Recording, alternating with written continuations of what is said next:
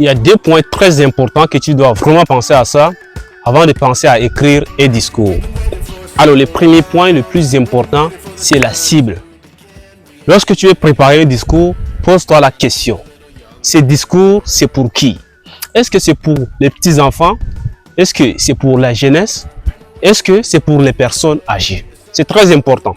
Si tu prends un discours des petits-enfants et que tu le donnes aux personnes âgées, ça ne va pas les intéresser. Ton discours ne va pas les intéresser. Et lorsque tu prends le discours de la jeunesse et que tu le donnes à des personnes âgées, ça ne va pas aussi les intéresser.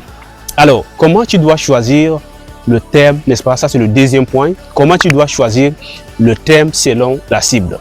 Quand c'est les petits-enfants, il faut leur parler des rêves. Il faut leur parler de l'éducation. Il faut leur parler de l'amitié. Ça va vraiment les intéresser parce que les enfants sont ces personnes-là qui doivent avoir beaucoup de rêves parce que ça, c'est la phase initiale.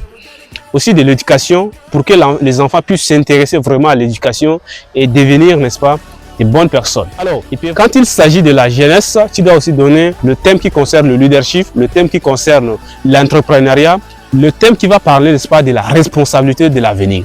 Là, ça, c'est quelque chose de très important pour la jeunesse.